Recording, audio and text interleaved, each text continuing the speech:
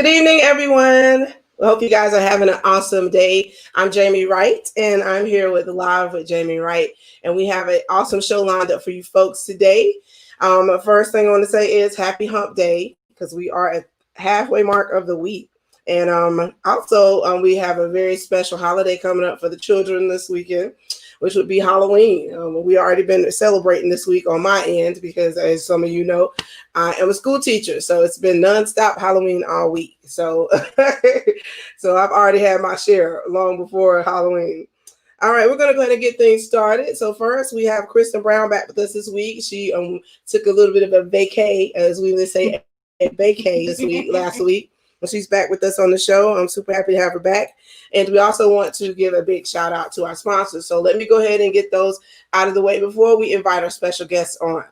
So folks, as you all know, we have Krakatoa Coffee Company, Vurchoo Apparel, Big Ted's House of Drums, Bye Bye Belly, excuse me, Paw Alkaline Water, Upstate Graphics and Imaging, Custom Creations by Lesley, and of course, we have our good friend George Garcia, as well as also part of our sponsorship team now.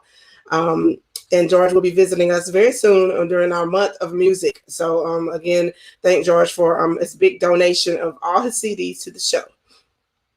All right, so let's go ahead and get started, folks. It's my pleasure and it's an honor to have our special guest, Giovanna Burgess Gathers, on the show.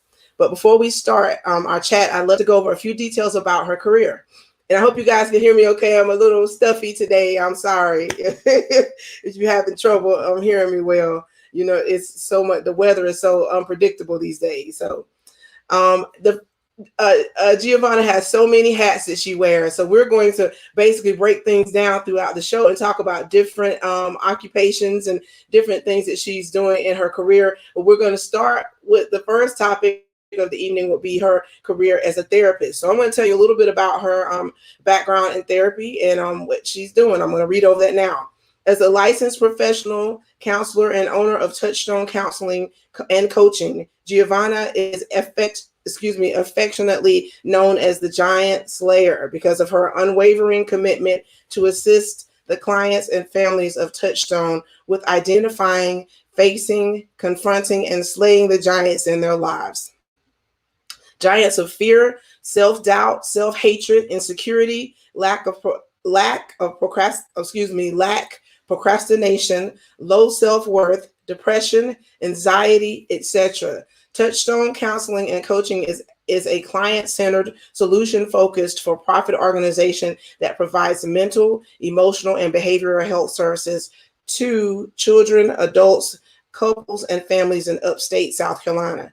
Giovanna and the therapists at Touchstone utilize a variety of evidence-based complementary therapies designed to help clients rebuild self-esteem and self-worth, release depression and anxiety, resolving issues of grief and loss, repairing marriages and relationships, reconnecting families, and regain a healthier sense of well-being. Touchstone accepts private insurance, South Carolina medical plans, and so on and so forth. So we're going to go ahead and get Giovanna on the show. And we're just going to talk about her career today. Folks, help me welcome her to the show with plenty of hearts and likes. Hello. Hello. Can you see me okay? Am I dark? Oh. Do I need more light? You are in the dark. Okay. My husband is normally if that's possible. Yeah, my husband is normally here to take care of all this, but he's out. So listen, I know because last week I didn't have my Kristen here to help me, and I was looking crazy. So I totally understand.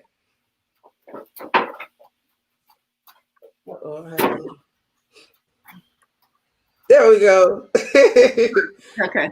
Ta-da. I saw that earlier and I was like, wait. Yeah. I couldn't see it until you brought me in, so I couldn't tell. But I'm well. Thank you. How are you? Hello.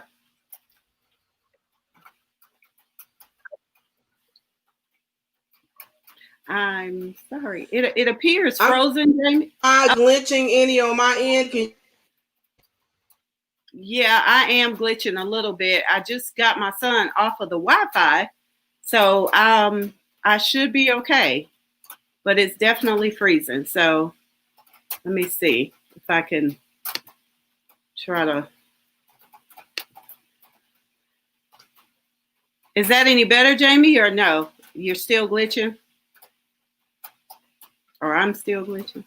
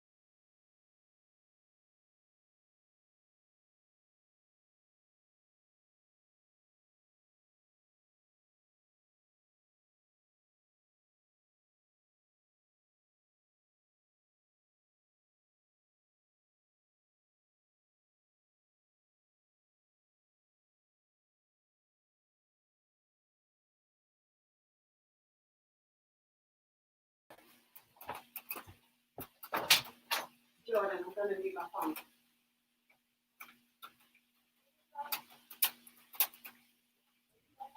Okay. There we go.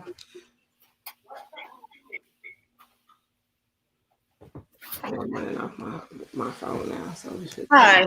Okay. Okay. I'm sorry about that. I don't know what was going on. I couldn't tell. Okay. Okay.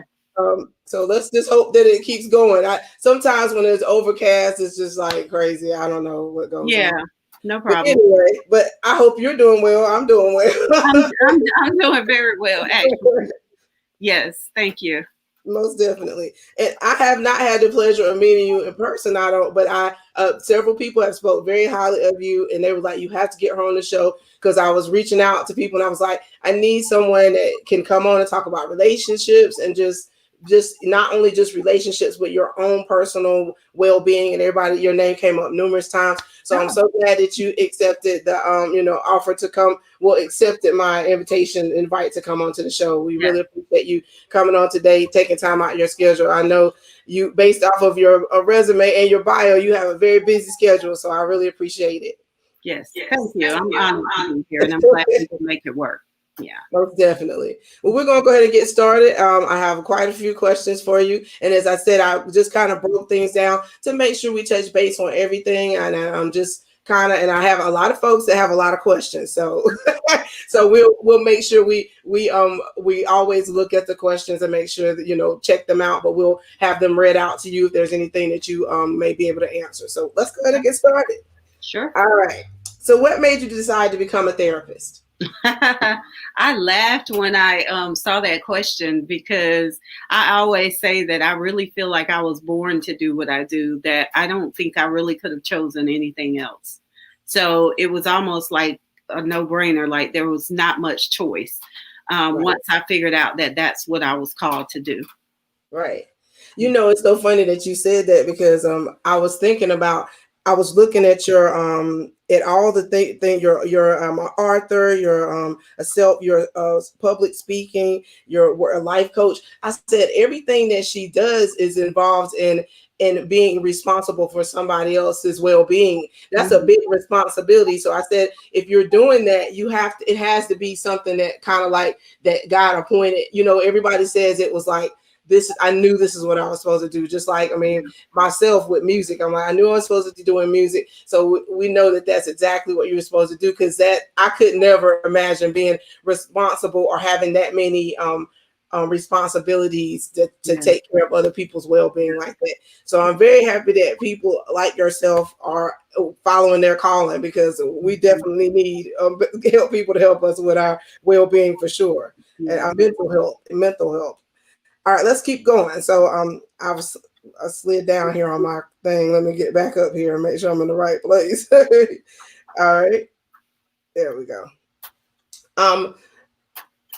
This is a question that you may get asked a lot, and I guess I might be the person that watch TV too much. But do all therapists have it all together? And what I mean by that is just did you go through a phase in your own life where you were like there were things that you had to do, or you just pretty much like always kind of been just well put together and organized?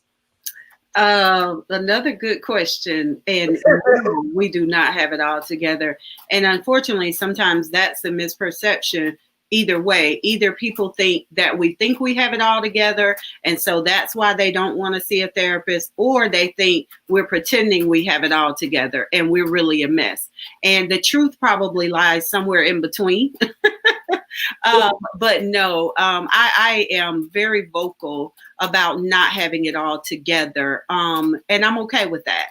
And right. Because when I don't allow people to put me on a pedestal, then there's not this unrealistic expectation that I have to show up a certain way all the time. I am human like everybody else.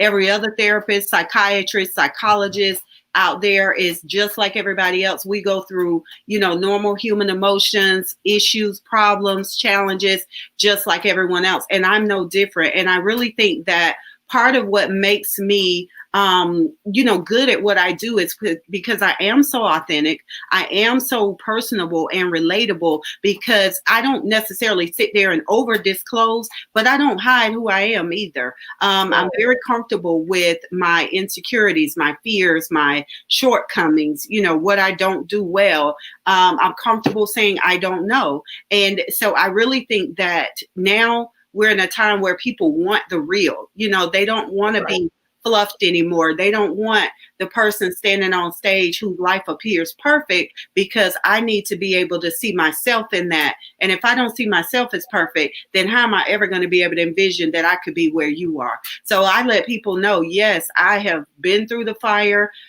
going through the fire, on the way to a new fire. And I'm just doing my best to navigate life just like the rest of us. Yeah. And I would almost imagine that, and correct me if I'm wrong, I feel like that would make you even better at what you're doing. Like anybody, you have to go through something to understand how to help someone else. I'm glad I asked that question too, because I've heard people say that they feel like, oh, well, they're going to look at me and think I'm a mess because I have this, or I went through this or that, not realizing that a person that is a professional in something is because they've overcome it 9 times out of 10, not because they dodged the bullet and just didn't deal with it at all. Yeah, I was just going to say, I tell people all the time, I don't get a pass. Right.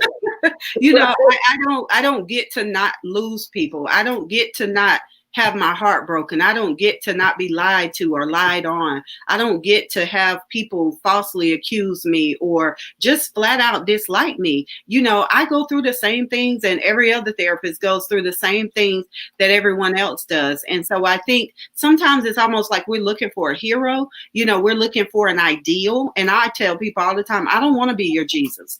I don't want to be your guru. I don't want to be your Buddha. I don't want to be any of that, because the moment that I show up imperfectly, you're going to crucify me. You're going to be the first one to crucify and say, oh, I thought she was this, but look, she did that. So only thing I can do is show up real as I possibly can at all times. And therefore, even if other people aren't pleased with that, I'm always pleased with it. That's right. And you would think that people would come to in an environment, in a therapeutic environment, and not be worried about that. But that's a whole nother talk. I'm gonna say you would think they would show up and be more concerned about their own shortcomings and their own. But that's amazing. But I'm glad we're talking about that, because, and which also leads me to this next question I would like to talk about. I was going to not mention this, but I feel like it's very important. And I wanted to talk, because people sometimes shy away from therapy because of this reason. I think that we always talk with my family about mental health in the Black community, and how a lot of people in the Black community don't really think that excuse me, sorry, I didn't cut my phone off. Don't think that it's important to get go and get help, seek help, and find someone to assist them through different things that they're going through. I remember hearing people say, "Oh, just pray about it," or don't think about it. Not necessarily not dealing with it. So I think this is important because I've heard other people and my own people that I'm close to say the same thing. Well, I don't want to go to somebody that is perfect, or I don't want to go to someone that would tell everything, not realizing that, that's not, first off, it's like being a nurse. You're pretty much, I don't know what the whole process is, but you're not going to tell someone's what their situation is. That goes against the ethic of your job. So can you just talk about that a little, or reiterate maybe your own experiences with that, as far as people feeling that coming?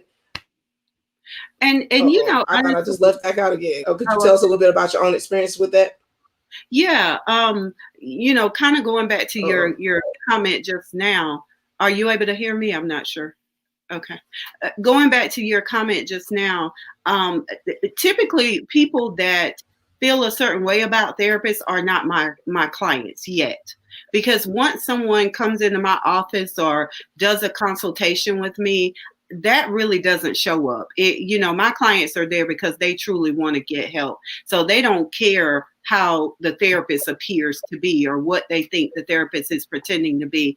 And so I would say that, when you say we are ethically not going to tell your business, not only ethically, but legally, we are bound by confidentiality. And so even though we have limits of confidentiality, for instance, if you share with your therapist that you're thinking about committing suicide or that you're thinking about homicide, whether that's one person or you're thinking about shooting up your workplace, then by law, we have to report that to the authorities, because our first job is to make sure we protect the public and that, that we're making sure everybody involved is going to be safe, even the client. And so, but outside of that, I am bound by confidentiality. And so therefore, a therapist is a safe space, because we're not going to get mad at you and put your business on social media. We're not going to get upset with you and tell all of your friends what you shared in therapy, because again, ethically, we are not able to do that, but legally, we are not able to do that. And I'm not getting sued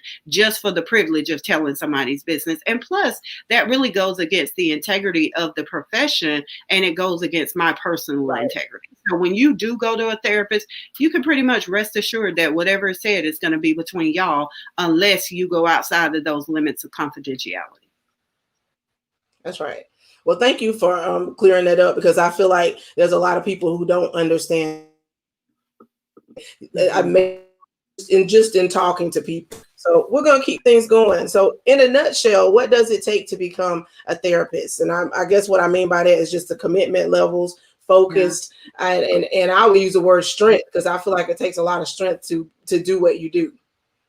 Yeah, I have a favorite saying, because I'm actually a licensed supervisor as well as a therapist. So I license other therapists.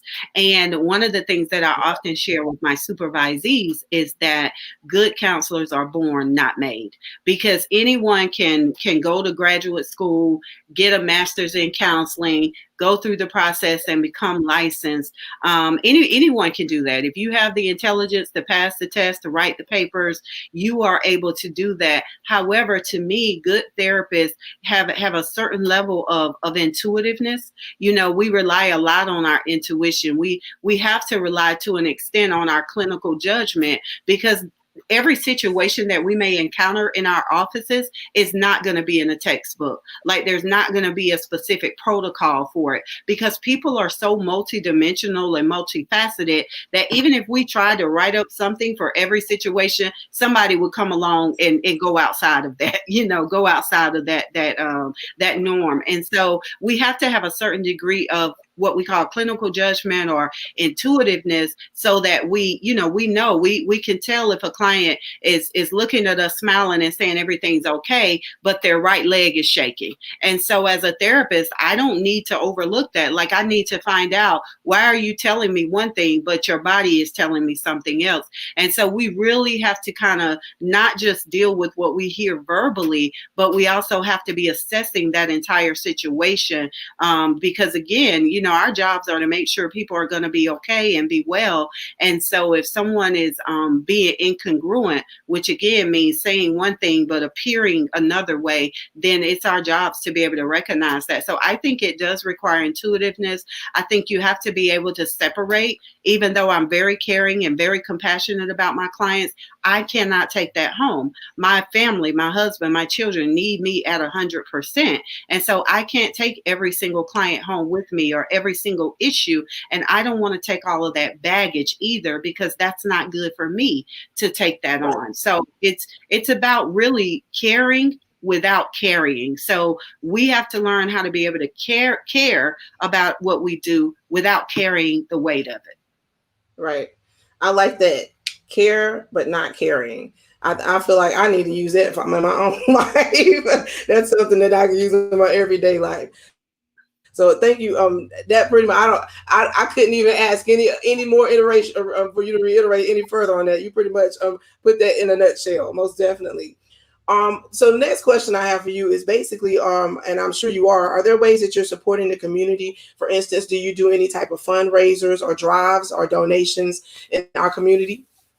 Well, actually, I've had a Facebook group, the Breathe group, which is part of my brand, Breathe, which I'm sure you read in my bio.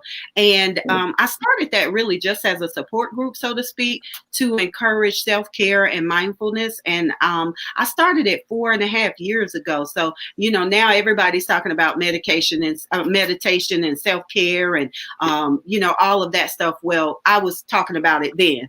And so I started that group, and we just remained as an online group, and I would share inspirational material with them. I would sometimes pose a question just to kind of generate conversation. But then it started to morph into something else. It started to morph into not just an online support sort of group, but it really developed its own identity and a sisterhood. And so out of that Breathe movement or concept, I developed the Breathe Women's Conference, which we've had two. We were supposed to have our next one next Saturday, but of course, because of COVID, we postponed till spring 2021.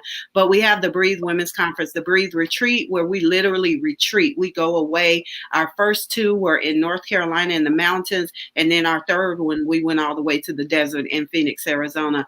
Phenomenal time. So I've become literally almost like sisters with these women. So when COVID happened, one of the things that we were already doing was taking up money for, if someone, if there was a funeral, if someone lost someone, we would take up money. But when COVID hit, I did a fundraiser and raised money because I knew that we had members that had probably lost their jobs or were furloughed or, just having some other financial difficulties. And we were able to raise $3,000, and we were just gifting that to the women that were in the group to help with car payments, rent, food. I personally went out and purchased food and microwave ovens and coffee pots for one of our members who had just moved into a new apartment but didn't have money, didn't have anything but some air mattresses. And so yes, that's definitely one way I give back. And certainly, I mentor. I have a mentoring group that I'm doing right now that I'm not charging for my time. And so yeah, I've always been a philanthropist at heart. And as the Breathe group continues to move forward, I'm working on the 501c3 status because I envision being able to do missionary work in Africa or other third world countries. And so that my whole thing is, let's be God in action. Let's be the feet of Jesus, not just the mouth. That's right.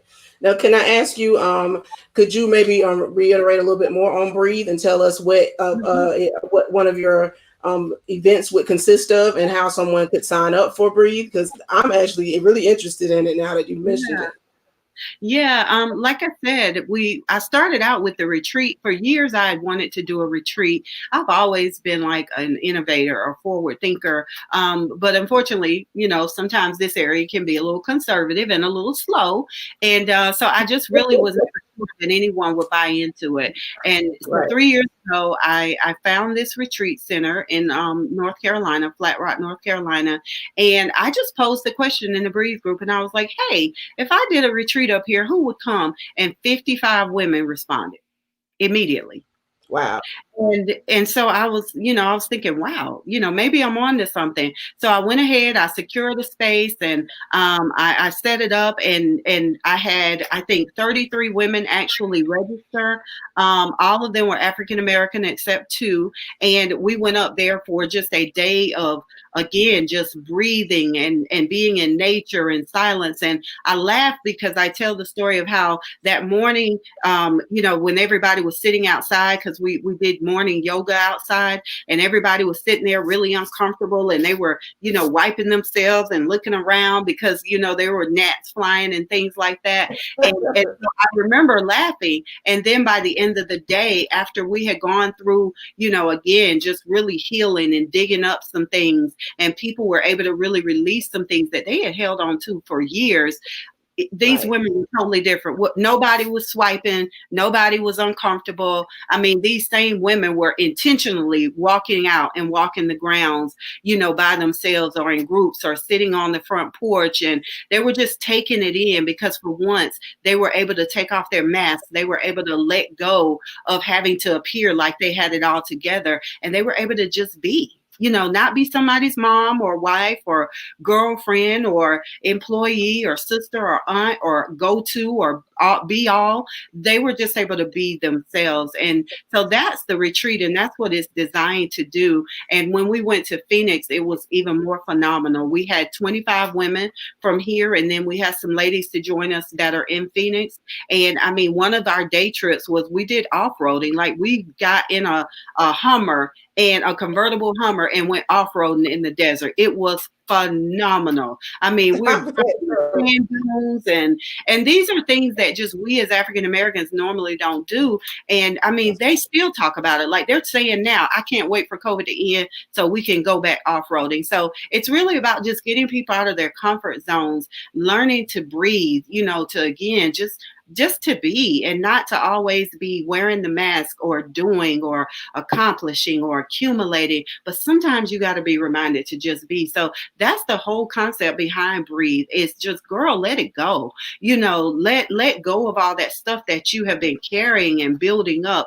That is the whole entire concept behind Breathe, as well as sisterhood. We don't do competition. We don't have drama at our events. And some of these women have never met one another, but when we meet in one central location, it's like we've known each other for decades. That is the incredible, I think, part of what it is. And people always say, Giovanna, you've created magic. And I'm like, I don't have the ability to create that kind of magic.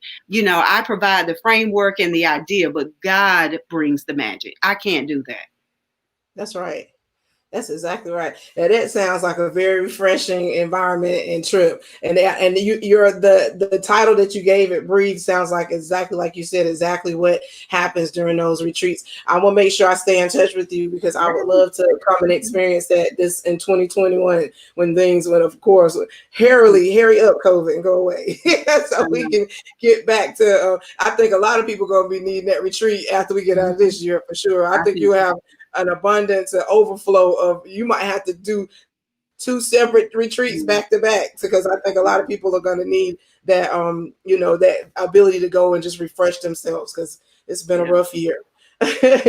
Awesome. I'm glad to hear that you're doing the things that you're doing to help keep the community going, even during this time now. It sounds like you're staying very active and keeping helping people that need it with all the donations and different things that you've been contributing. And that's awesome to hear. That's what people need right now. So I'm glad to know that you're helping others. So most importantly, how do you feel our current situation in this country has affected you as a, I will use the word entrepreneur, but also just as a therapist, any of the hats that you wear? How do you feel it has affected you? What are some things that you noticed? And do you feel like things will ever go back to be the same? I think It has affected me, of course, having to learn to homeschool my children, which right now they are doing the 2 days a week. And then my daughter just started the 5 days a week this week. And so that's been different. That was very difficult because that's just not a hat that I naturally wear. I'm naturally a teacher, but I'm not necessarily a trained educator. And Right. so that was very different. But the upside of that, that I noticed, is that I loved spending more of that time with my children. I loved having more of that time and us not being so rushed. I felt like, when school was in, it was like every day when we hit the ground running, except on the weekends. And then even then, my kids are very involved. So there was gymnastics or soccer or basketball practice or something. And so COVID just really gave us personally a chance to relax and reset. Like other people around the world, we got back to the basics. I pulled out the rollerblades and me and my daughter went skating in the cul-de-sac, and we started bike riding. We started walking. I was able to actually start working out consistently. So even though I know that a lot of people have suffered because of COVID, whether they personally were sick or had family members become sick or die, or, again, they were furloughed or lost their jobs or had to close their businesses. For me personally, it hasn't necessarily been that bad. Probably the biggest change is taking my business from brick and mortar to online, but that was something I had already been speaking into existence, and none of my clients were interested. And so when COVID came, of course, people didn't have any other choice. And now they're, oh, well, this wasn't that bad. And so that also allowed me, to be able to see clients in Georgia, because I'm also licensed in the state of Georgia. So I have clients in Atlanta and throughout Georgia, as well as throughout South Carolina, Hilton Head, Beaufort area, Charleston, Columbia. And so being that everything has gone online, it really has allowed me to expand, my sphere of influence. So it's been good in that. And, I think a lot of us have had to make changes. We've had to, develop resilience. We are learning what we're made of. But I just have this belief that human beings, we survive, we adapt, and we survive, and we will survive even this. This planet ain't going to end until God says so. So, just feel like, we're really discovering what we're made of, what's really important. For so long, everything was business as usual, and we were overly, stimulated and overly trying to be productive and trying to accomplish more and do more and have more. And COVID forced us to be still, which is really the whole concept of breathe. Take time to breathe. Don't wait until you're forced to sit down or you're forced to lie down before you begin to take care of yourself. So I don't think things will ever go back to the same. And maybe that's a good thing, because the same wasn't necessarily working. We were doing a lot of things that needed to change. And so I hope we don't go back to the same. I hope we come out of this wiser, stronger, more together, more cooperative with one another. I hope that that's what comes out of this for people. Giovanni, you sure we don't need to add pastor to your resume? I like everything that you're saying. Like, you're right, and I like how that you keep referencing to God and just what because that's exactly right. It doesn't matter what we think or how we feel about it. It's just when it happens, it's gonna be what He wants to happen. But you over here preaching. So we're gonna move on forward and talk about about you being an author. I wrote some things down, and I'm going to read over this quickly, because I just kind of put like some little parts down that I can read through, just to let people know what we're going to talk about next. The first, let's see here. Let me find. I had to switch devices, so I got kind of turned around here. So the first thing I want to talk about is basically, let's just get right on to it. What do you enjoy most about being an author? Oh my gosh, writing is so healing and therapeutic for me. I have always been a writer, but for years I stopped. But I can remember writing when I was like 6 years old. I would just write stories, and I would tell stories. I was a storyteller as well. So for me, the written word, storytelling, writing, it is just, for a long time in my life, it was a way to escape. when things just didn't feel good, when I was going through something or struggling with something. Writing became my escape. It became my way of getting all of my emotions and thoughts and feelings out of my head and out of my heart onto paper, where at least I could look at it and process it a little better. And so I wrote, in middle school, high school. I had a poem published in a national literary magazine. I was on yearbook staff as a writer, a content writer. So writing has just been a part of my life for as long as I can remember. And I always knew then that I would write a book one day, but I thought I would write a fiction book. Like, I never thought I'd write a book about, relationships or healing or that kind of thing. I thought either I'd write a fiction book or I'd write my memoir. And so when, of course, becoming a therapist and being a therapist for years and just kind of growing myself personally and professionally, I knew that I was going to write that first book, Why Am I Still Single? But even though I knew I was going to do it, it was still a little intimidating to think, am I an author? Am I really an author? Like, I know I write, but am I an author? And right. So I actually wrote that book, and people would ask me, did you get a ghostwriter? Did someone help you write it? And I'm like, listen, I wrote every single word from the front cover to the back cover. No one helped me with anything. And so I was so proud of writing that first book. And then, of course, as soon as I got that one out, God was like, okay, now this is going to be our second one. And I'm like, okay, can I just promote this one? And even with this one, right when I was about to finish Epiphany, God was like, okay, this is our next book. And I'm going, you do realize Epiphany just got finished, but God is just such a progressive God, and everything is perpetually moving forward. So we have to be ready to move forward as well. And so even though I'm not physically writing the third book yet, the ideas, the downloads, the insights are already, starting to come in. So yeah, I'm sorry. I hope I answered your question.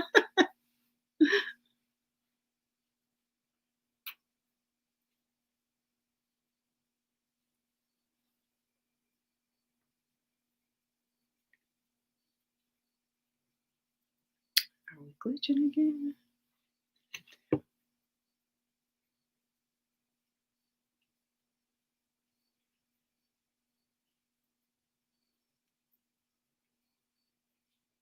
I think I lost her altogether.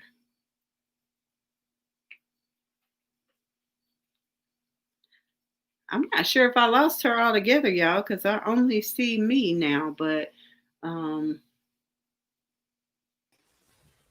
right. Okay. Sorry about that. I don't know. I'm not sure what's going on. I apologize. I don't know. Our thing keeps just freezing up. I don't know. Technology. I apologize. I'm so sorry. And I hate just cutting you off right in the middle of your sentences and what you're saying. So I apologize for that. Jamie, let me say this to you. Every single time I go live, this happens. I know my message and my wording is strong and impactful, because this happens every single time. So I don't even get fazed by it anymore.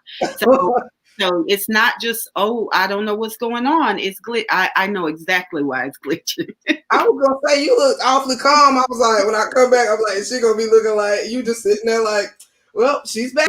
Because I'm gonna tell you, we've had days where the signal was a little rough in the beginning, but we've never. And Kristen will testify, will say that we've never had this much trouble with our signal ever. So I believe that you're right about that, Tia, because I was like, what is really going on? Yeah. They just don't want you to talk to us. So let us know what we need to do to get our minds right and our spirits right. That's exactly right. But I'm sorry about that. But I know we were talking about asking you what do you enjoy most about being an author, and I don't know where we stopped, but we're just gonna keep on going.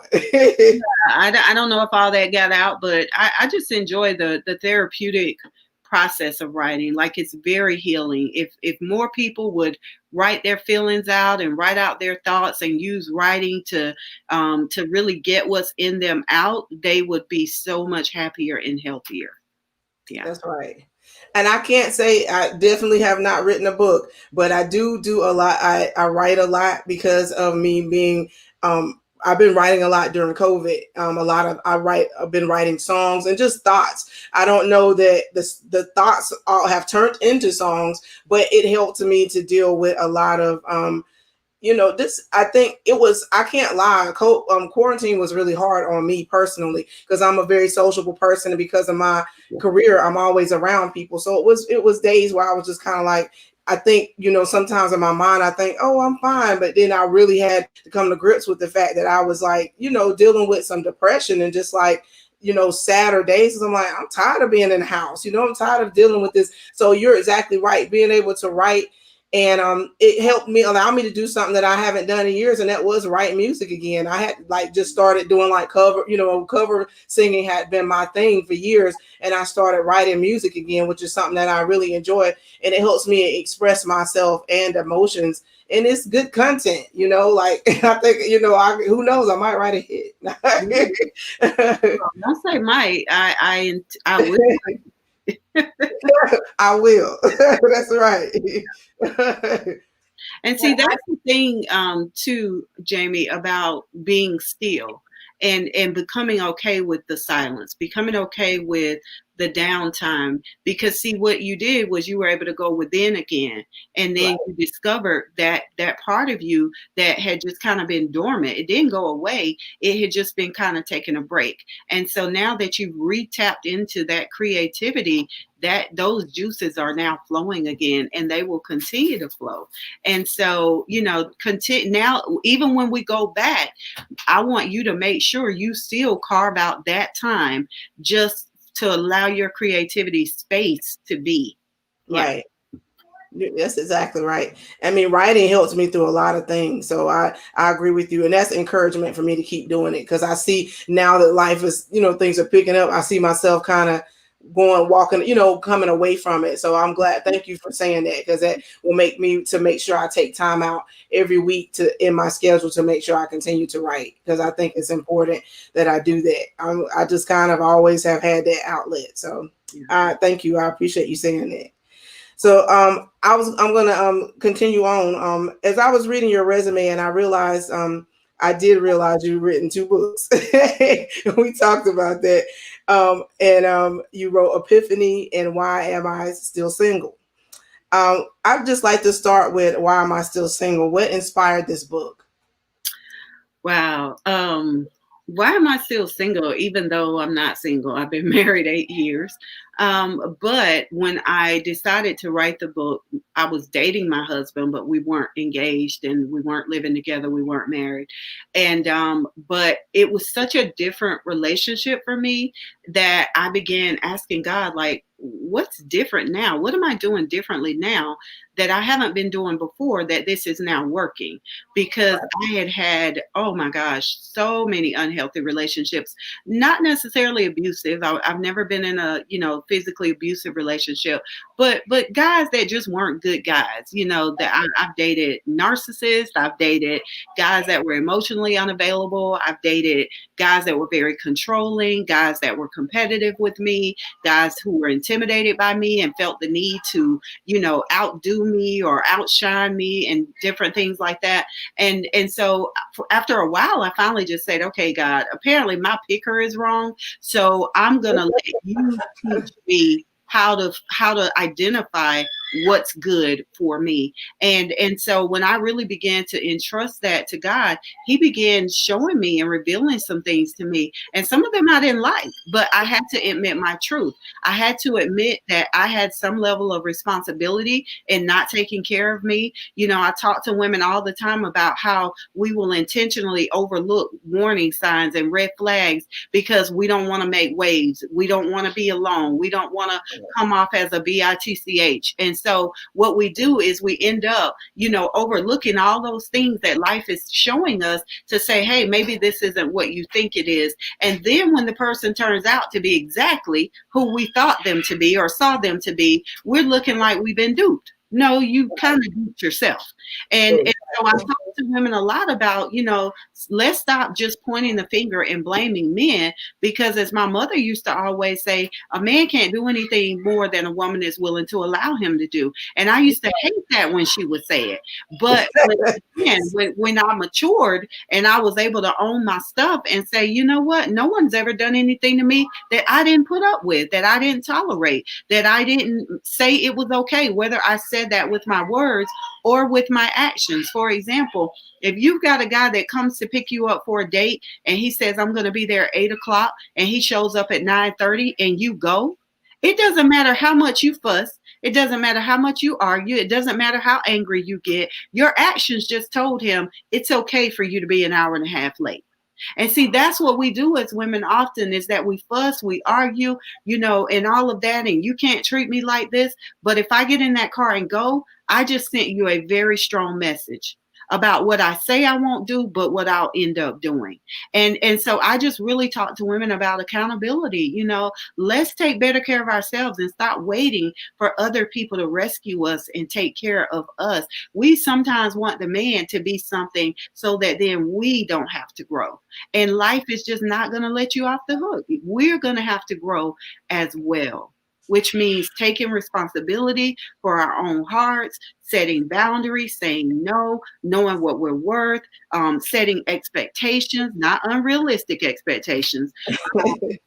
We can go there too, ladies. Go there too. But I just mean, having expectations. Like, I expect you to be kind to me. I expect you to be honest with me. I expect you to respect me. That's what I'm talking about. Not, oh, he got to make 7 figures and he got to, drive this, and he has to have this kind of background. See, those are the unrealistic things, because we'll look at that and get into that relationship all the while he's disrespecting you.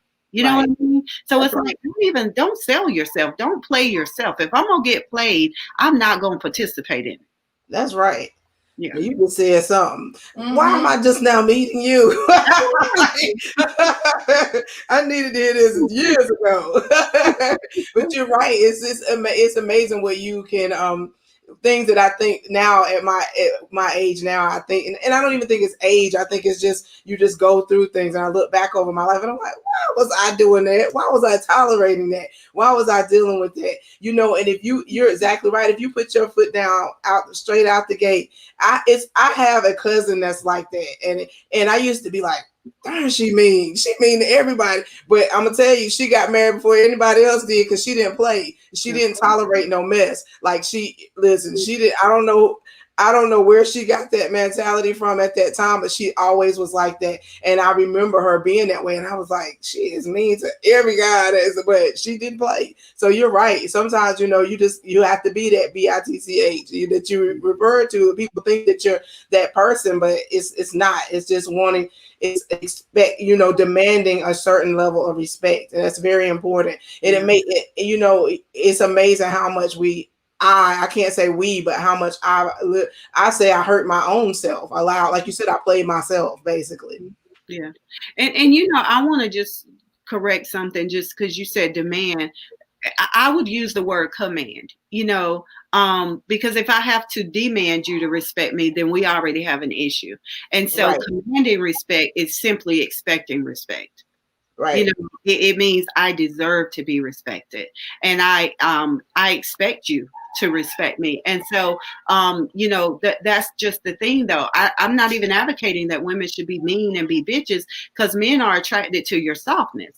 But I mean, we have to be firm in who we are and in knowing what we're worth, because people agree with what you believe about you. And so if I know I'm worthy, if I know I'm good enough, then there's going to be a man who's going to agree with me. But if I don't know, I can't expect a relationship to prove something to me that I don't know internally. And so people treat you, my favorite saying is, people don't treat you how you treat them. People treat you how you treat you. And so if I'm playing me, why am I mad because you're playing me too? Right. So what you just said leads me to the next question. What are things that you said you made let me make sure I said this right. You just said that what you prepare what you think of yourself. So how does an individual, and we're talking about women right now, and because we are women, what do you need to do to get yourself to that place to where you can have that command about yourself and not, not necessarily be, because often, and what I mean by that is I'm guilty of jumping out of relationships. That was my issue. I never gave myself time to heal or even get to know myself. So what would be your suggestion for someone that is doing that same thing or just trying to get to that place? I would say yes. I too was a serial monogamist. Um, because I at the end of the day, I didn't want to be alone. Right. Being alone forced me to face things that I just wasn't ready to address. And so that's one of the things that we do.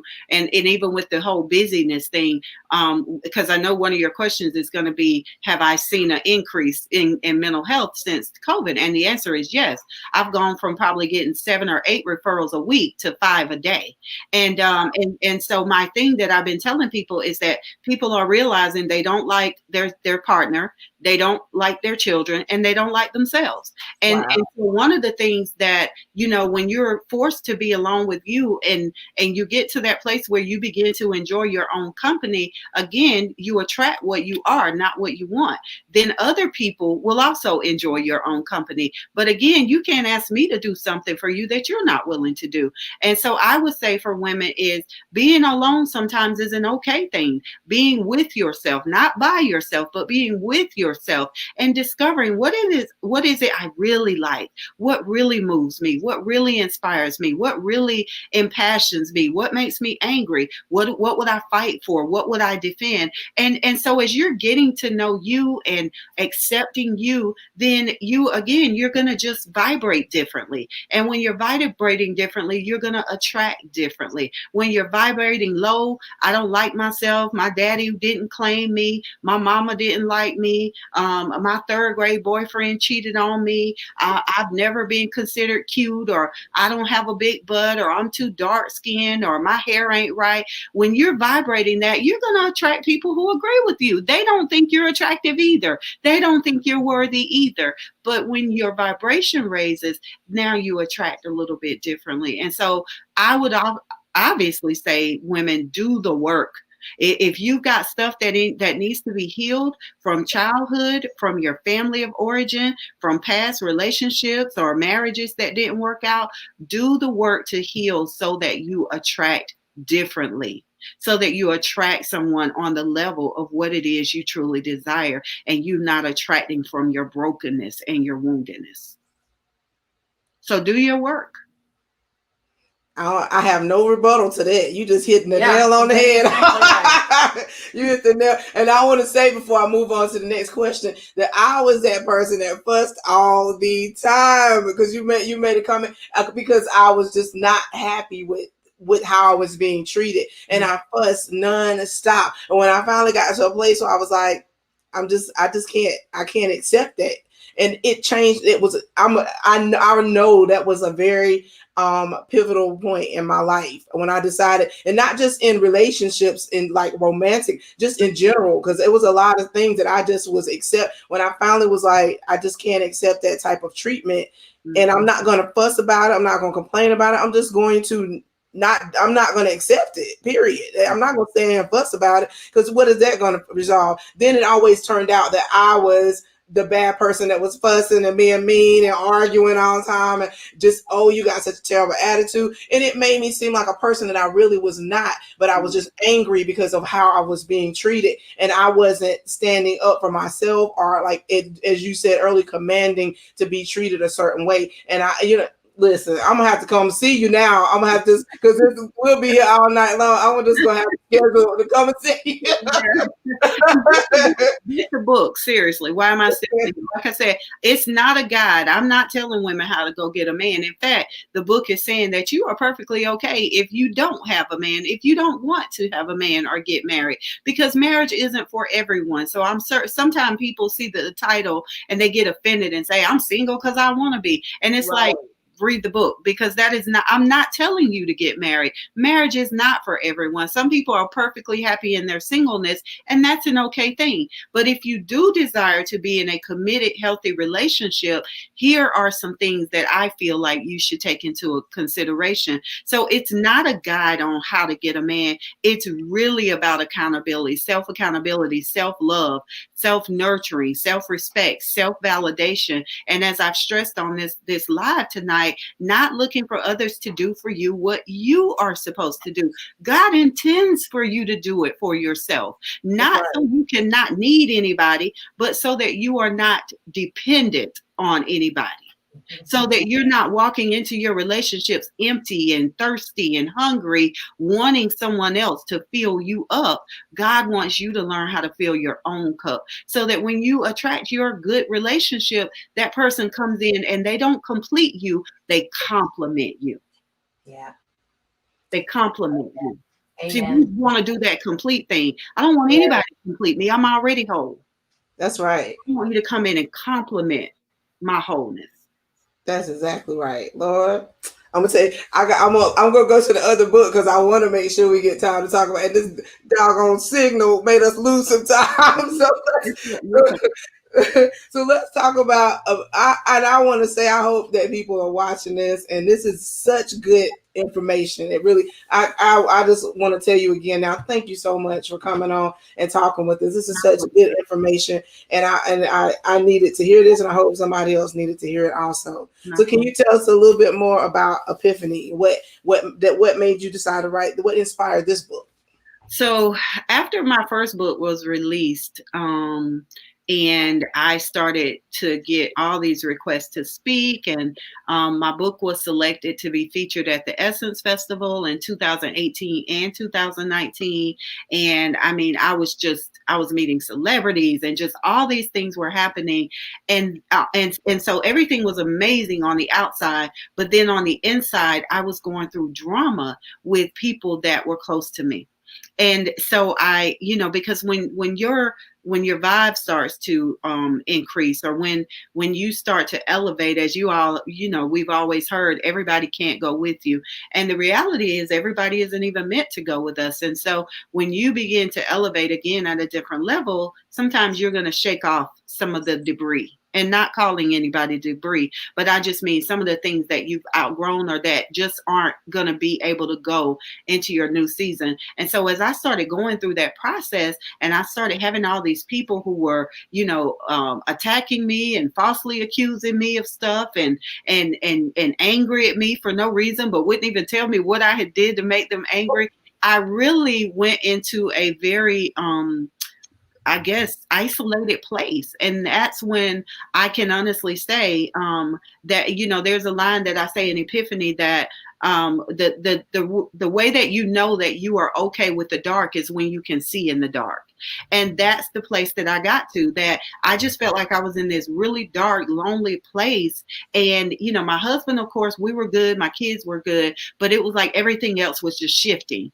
And I didn't know what to do with that, because some of the people I had been friends with for 30 or 40 years. And so all of a sudden now these are the people who are turning on me. And I'm thinking this should be the most exciting time of my life. And I'm having all these fallouts, all this drama. I'm going places and people locally are looking at me crazy, like she thinks she's all that, and all these other kind of things. And I'm just like, I'm just trying to be me. I'm just trying to do what God called me to do. I ain't really trying to outshine anybody or, outdo anybody. I'm just trying to be me or whatever. But nevertheless, those were my experiences. And so I really withdrew and sort of went into, again, like a cocoon almost, which is why the butterfly is on the front of my book, even though butterfly is chrysalis and not cocoon.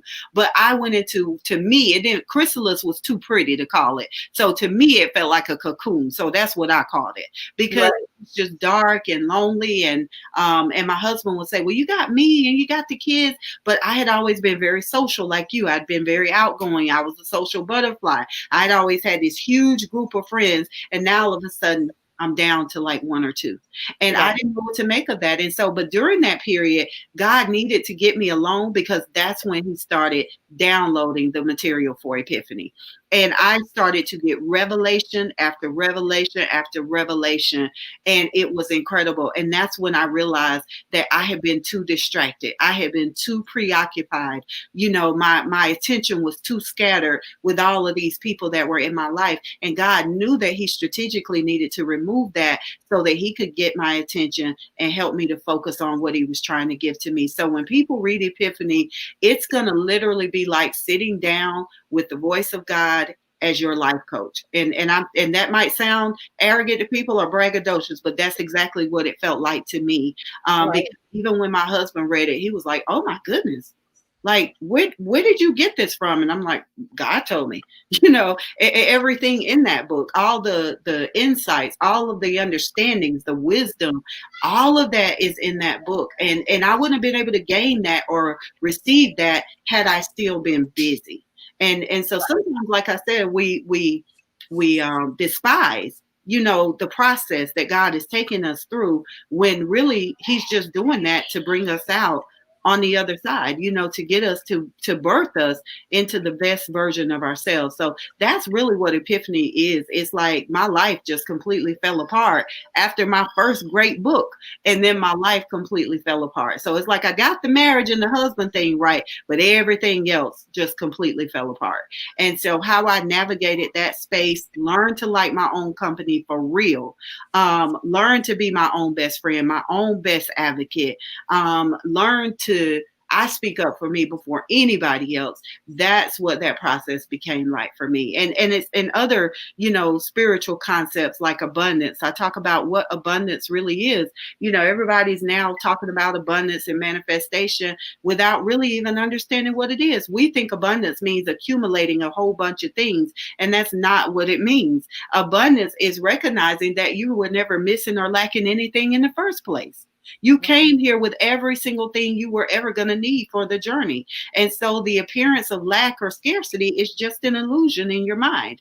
And once you begin to tune in to the abundance that naturally exists, then you begin to attract the things. It's kind of like when the Bible says, seek first the kingdom of heaven and all these things will be added. It doesn't say go get the things first and then seek heaven. It says seek heaven first and then the things will be added. And unfortunately, we do it the other way. And so there are just so many lessons in the book on balance, harmony, using your words to bless, to heal, to speak things into existence. I talk about awareness. I talk about, how to get comfortable asking and receiving. Sometimes we can be great at giving, but we don't receive well. So when someone compliments us, we compliment them back. Or when they say, "Oh, I like those shoes," I got on sale.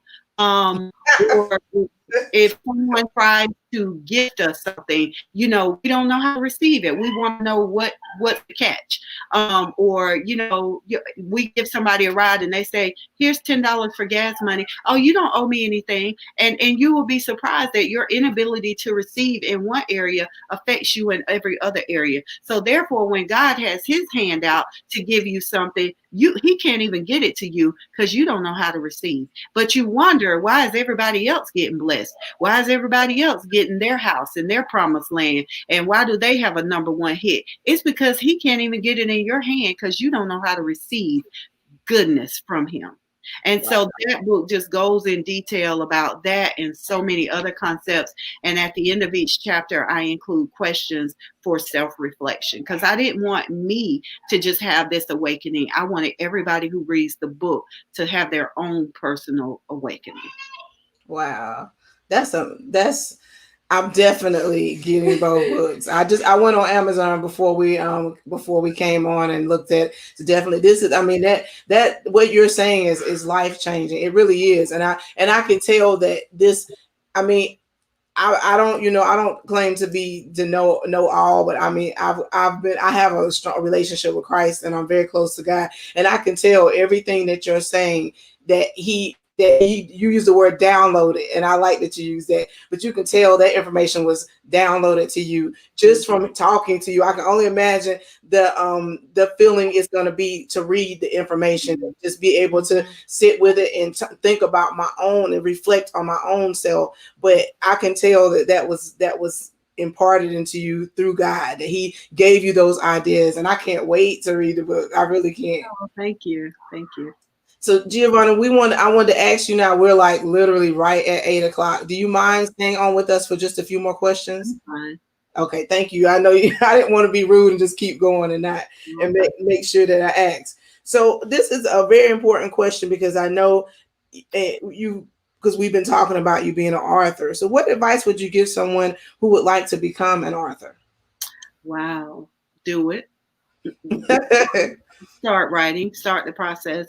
But if you've got the material already, one of the things I always advise is to write down all your ideas. Just let them out on paper. Don't try to structure them. Don't try to organize them. Just, I want to write a book about kites. So I'm going to put down every single thing that I want to say about kites. You know, the weather, the color, the style, the material they're made of. I'm going to put down everything I want to say about kites. And then go back and begin to organize that into an outline, just like we were in school and we had to create an outline, you know, to write a paper, create an outline for your book. And that way it will help you stay on task.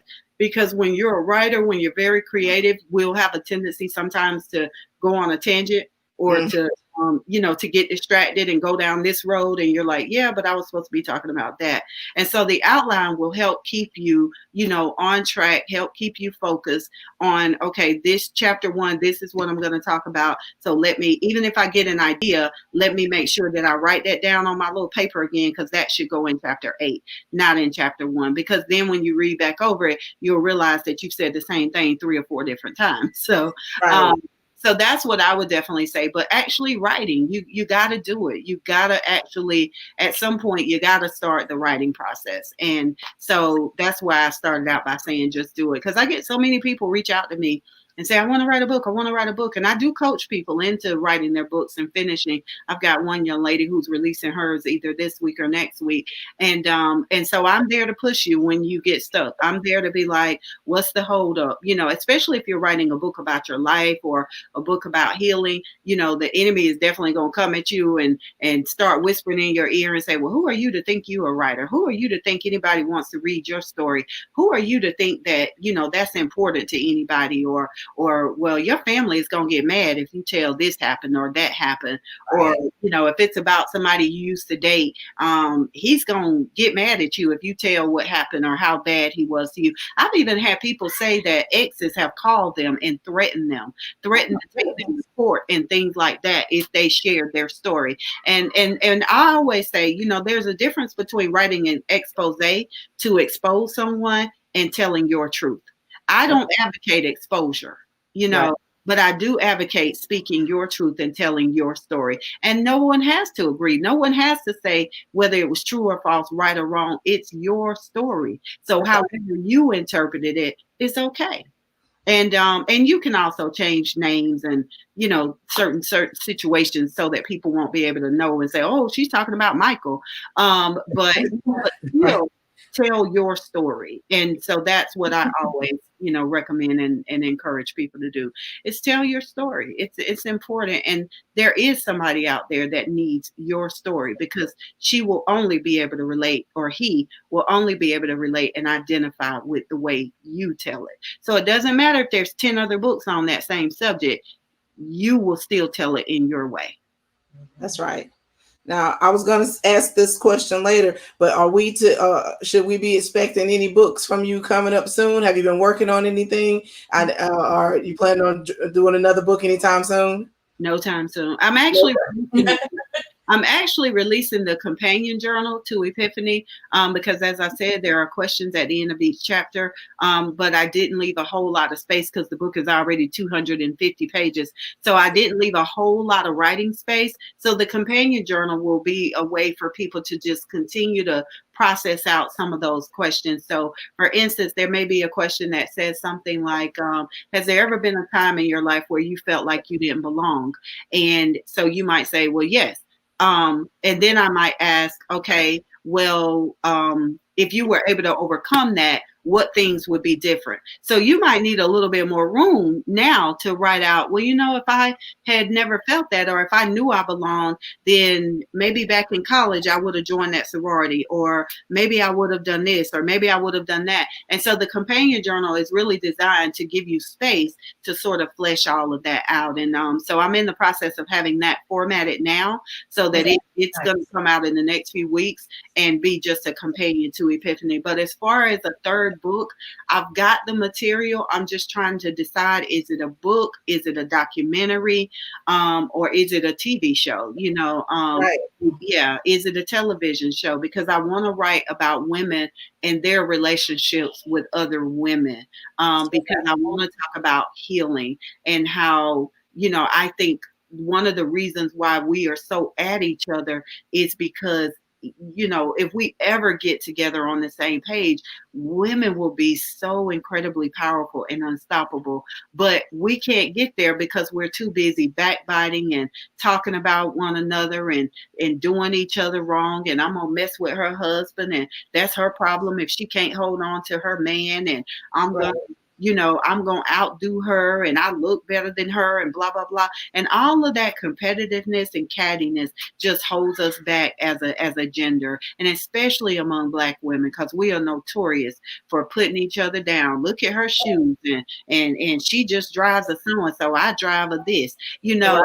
and it's just ridiculous. At the end of the day, none of that stuff means anything. It's childish, and it's ridiculous, and it's superficial. And so, but other ways like mother-daughter relationships between sisters, which sometimes can be very volatile, relationships between friends. Like I said, I've had women that will just quit talking to me and not even tell me what I did. And I'm like, even if we agree to disagree and part ways, at least be woman enough to have a conversation and let me know how I've offended you, because maybe you misinterpreted it. Right. Maybe it's a misinterpretation, but they won't even give you that. They'll just ghost you. They'll just all of a sudden notice she's not returning your text. She didn't call you back. She's not tagging you on Facebook anymore or anything. And then when you say, hey, is there a problem? Nope, we're good. Ain't nothing wrong with me. And instead of just speaking your truth and saying, hey, you hurt me the other day. You offended me. Something you did, made me angry or whatever. And then that way you guys have the chance to talk that out and move forward. Again, whether you move forward together or whether you agree to separate, at least nobody's still wondering what happened. I've met so many women that are like, I don't know what happened. She just quit talking to me. And so I want to just talk about those relationships. And of course, in therapy, I get so many women that have bad relationships with their mothers. And as a result, they're having those struggles as a parent, whether it's the way they talk to their children, that they are yellers, or they use curse words, or they lose their temper, or that kind of thing. I want us to just heal our relationships with one another. But because I'm a woman, I tend to be a little bit biased. So, especially us as women, like we could just be so much more powerful if we could get past some of that pettiness. Yeah, most definitely. Mm-hmm. So I'm just going to touch, but I have a question about your public speaking and then your life coach, and that should wrap us up. So, so I just want, I can tell that you are I would love to come and be in the audience at one of your public speaking engagements, because I can tell that you're an amazing speaker just from our conversation. Like when I ask a question, some people be like, well, I mean, you get right in there and you're on it. So I can tell that that's what you're supposed to do. And I'm sure you already know this and you heard it a million times, but it's just evident that you're supposed to be public speaking. So do you ever, well, my question is, I'm sorry, what inspired you to become a public speaking, and what do you love about the art of public speaking? I heard someone share recently, and I'll borrow this from him, but he said, I'm not a speaker, I'm a messenger. And I like that, because I think that probably sums me up a little bit better as well. And the ironic thing is that I took a speech class in college and my professor gave me a C. And so that experience, because that was the first C I had ever made in college. probably in high school. I was an AB student. So to get a C in a speech class was devastating for me. And, Right. his critique was that I was not a good speaker, that I was too conversational, and that my speeches should have been more formal. And so after that experience, I mean, me being a speaker just went out the way. I would have never thought about me speaking after that. And, but I think when the desire came back was maybe 2008. Mm-hmm. I don't even remember what sparked it, but I just remember that I decided I wanted to start doing workshops and different things like that. And so I started out doing workshops, and then I started offering to speak for free. So if you've got a church event, if you've got a women's conference, if you've got a youth conference, let me come in and speak just so that I can gain the experience. And that's how I started out. So, you got people that want to just jump in there, and all of us, immediately you got a price of $250 or whatever.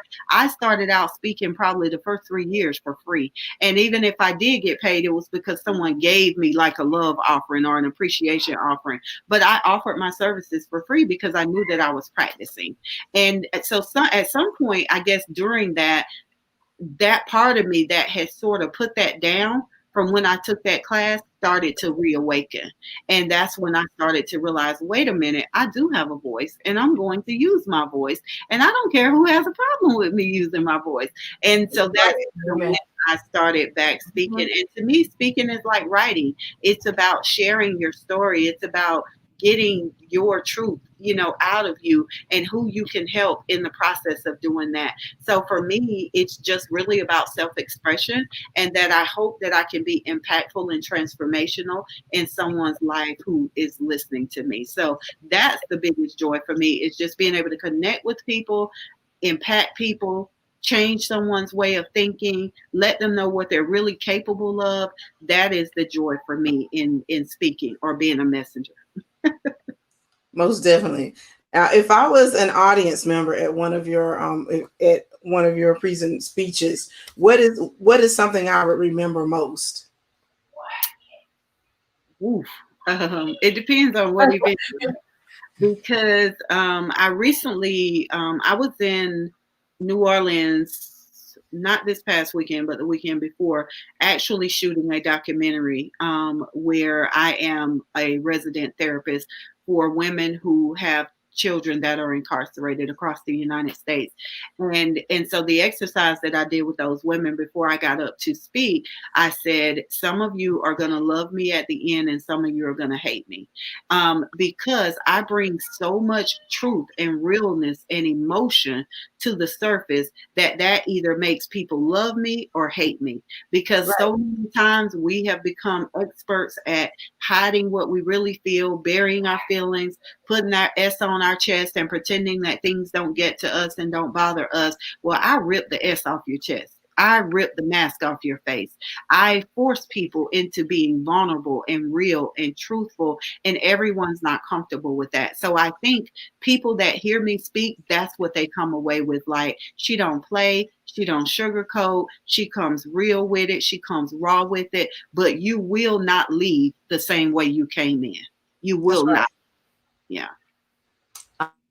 I like it. And then I'm going to jump on down to your experience as a life coach. Okay. Let's see here. What can a person expect to gain from, not necessarily from you, but in general, what can someone expect to gain from having a life coach? Yeah, having a life coach is, if you've ever done sports, I don't know if you did sports when you were in school, Jamie, but I ran track. And I will be honest, my life coach, my athletic coach, that her job was to push us. Her job was to bring out the best in us. Her job was to make us believe that we could push past our own limitations. And that is essentially what a good life coach does, or executive coach or business coach. It's someone that looks at you, they look at your assets, they look at your challenges, and then their job is designed to help pull the best out of you. So if you have a problem with procrastination, if you have a problem with, time management or following through on things, your life coach is there to help you to overcome that, because they're going to hold you accountable. They're going to give you exercises that need to be completed. And because you're spending your money with them, again, you want to make sure that you're getting your money's worth. So again, if you go into it with some kind of, issue like that, hey, I want to be more assertive, their job is to sit down with you and design a plan to help you go from being passive or being too aggressive to becoming more assertive. Or if it's to become a public speaker and get over your fear of public speaking, everything they're going to do with you is going to be designed to help you identify your blocks, your again, your insecurities and your hurdles and all those things. They're going to give you assignments. I give out homework all the time. That group of women that I'm coaching right now, they have homework assignments. They have to report in. One of their assignments was to get a photo shoot, and it wasn't just because it was something cute to do. It was because a lot of them are starting businesses, websites, podcasts, blogs. You need professional photos for that, and they had a blast getting those photo shoots done. So to me, a good coach is going to just help you bring out the best part of you and overcome some of your own preconceived hurdles, I guess, or barriers. Their job is to look at it and say, okay, well, why do you think you didn't call them back? And you might say, oh, well, I was busy. And then they're going to challenge you and say, no, you sure it was busyness, or was it something else? Because their job is designed to help you identify what it really is. Because if you don't know what it really is, then you're just going to continue to do it over and over again. So that's how I work as a life coach. And the reason I became a life coach is because I had so many people who were threatened by the word therapy. And so I just, and plus I discovered that there were some people who didn't need therapy. They didn't have a clinical therapeutic issue. They might have had something like, follow through, procrastination, fear, and they just wanted to work through that. So that's why I, also became a life coach and not just stayed the therapy route. Okay. That's good. I'm glad that we talked about that, because that clears that up for me too. Because again, I'm one of those people that watch TV and I'm like, oh, this is what, and I'm like, you know what? Let me ask before I assume that I understand something. So that's that. Thank you for clearing that up and getting more understanding of what a life coach does. And I have one last question for you. Last, but it is not the least. But what does the future hold for you? Your businesses, ventures, or what else would you like to achieve in your career that you maybe have not done yet? I would say, and I haven't shared this with a lot of people, so I'm hesitating only because I'm testing to see if God is okay with me sharing it. And the only reason I hesitate is because sometimes people can speak against you, and I don't ever want to have something that I want to do or that God has given me to be ruined because someone can't handle my level of greatness or whatever. And really, they can't handle yours because they haven't discovered their own. So then they're mad at you for discovering yours. But in any event, I one of the things I definitely want to do is get into film and TV, not as an actress, but as a director or behind the scenes. So earlier when I mentioned, is my next book really a show, an unscripted show for Aspire TV or OWN or TV One or BET or something like a Lifetime. That is something that I would love to do. I love telling stories. I love telling human interest stories. I love sharing other people's testimonies. My magazine, the Breathe Now magazine, that's what we do. We allow people to tell and share their stories.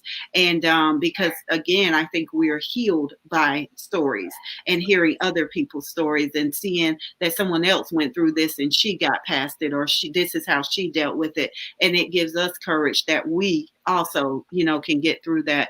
So I would just say, some film and TV, continuing to do my magazine.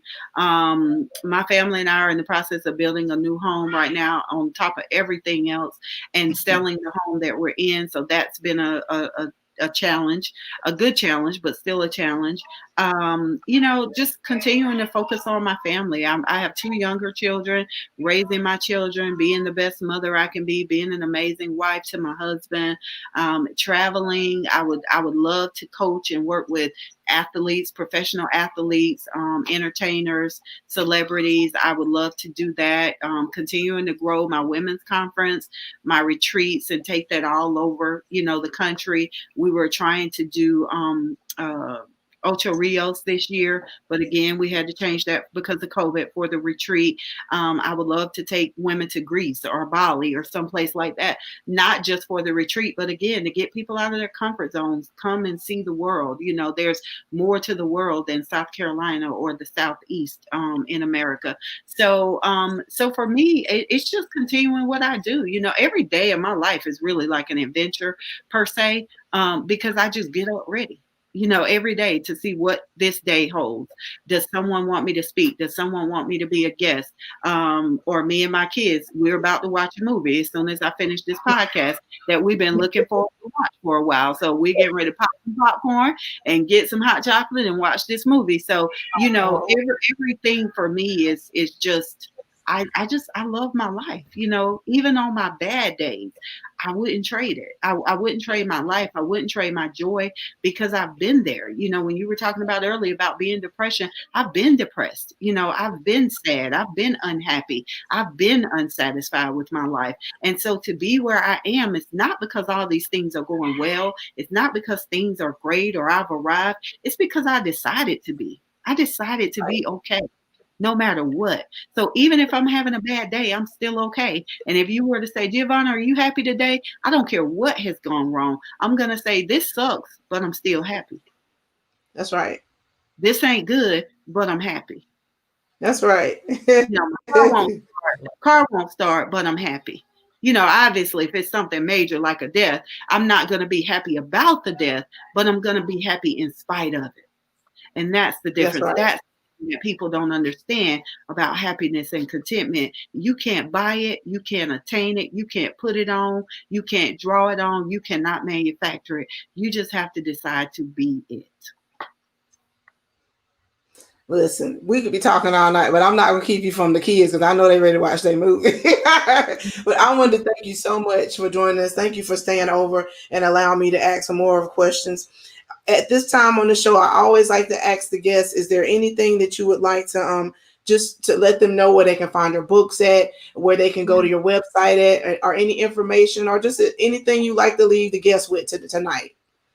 Yeah, I would say definitely connect with me on social media. I'm on Facebook, Giovanna Gathers, and you can see the correct spelling of my name because people will leave the E out. I made sure I spelled that right. I saw that. But Giovanna Gathers on Facebook. I am Giovanna Gathers on Instagram. I'm on Twitter as well, but y'all, I don't go on Twitter, so don't even try to connect with me there. But then I'm also on LinkedIn as Giovanna Gathers. But certainly connect with me. You can go to my website, giovannagathers.com, touchstone-counseling.org if you do need therapy. But I'm just going to be honest, I am booked to 2021. And so you're probably not going to get in right now, but you can get on my waiting list and go ahead and get on the schedule for 2021. But I am not taking any more new clients this year. Look out for classes I might be teaching online. Oh, I am actually going to do a live book discussion of Epiphany this Sunday at 8 p.m. So, just again, connect with me so that you get the notification and you can join us and just hear other people's experiences with reading the book and going through the exercises. But I'm easy. I'm down to earth. I'm accessible. I'm available, but if I'm not available, I'll let you know that too. So I would just, I would definitely love to connect with any of your viewers if they want to connect. Most definitely. Well, thank you so much again. We appreciate you coming in. It was an honor. It really was to have you on the show because I know you're highly sought after and you have a lot of engagements. So to take time to come on the show, that means so much to me. I really appreciate it. And I hope that someone tuned in today and some of the topics that we spoke about that they can reach out to you, or at least something may have sparked something inside of them to get some type of help from somewhere. So we appreciate you coming and talking and just explaining everything that you do every day and how you're helping the community. We appreciate you. And I know that plenty of other people feel the same way. And I understand why everyone of you now having the opportunity to speak with you today. And I really appreciate it. So I'm just going to do our sponsors right quick, and then we're going to. I cannot wait to hear you perform. Let me say that, because I've heard you too. My cousin Cheryl Bailey said that you were her granddaughter Naja's voice teacher, I think. Yes. Yeah. Oh, wow, I didn't realize y'all were cousins. Really? I didn't realize that you were Cheryl's cousin. That's awesome. Yes, Naja was one of my students. And we actually did one of the Cheryl's birthday party last year. We did. Okay. Wow.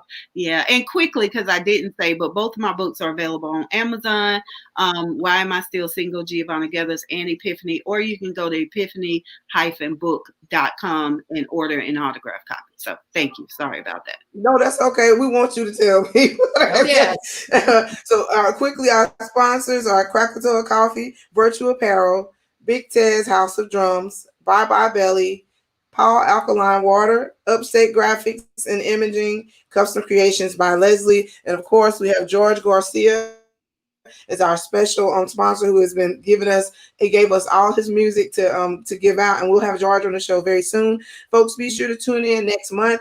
We'll be discussing music, and we'll also be doing some replays of some of the shows that have been very impactful that we've done so far this year. So make sure you're tuning in, because it is holiday next month. So, we have to alter things, but we'll still be here at 7 p.m. on Wednesday evenings with Live with Jamie Wright. And thank you so much, and happy Halloween to everyone. Make sure you're being safe and have some kind of fun the best you can under the circumstances, but be safe and take good care. Thank you again, Giovanna. We appreciate you. I'll definitely be in touch with you after we get off the live. I would like to reach out to you and make sure I stay in touch.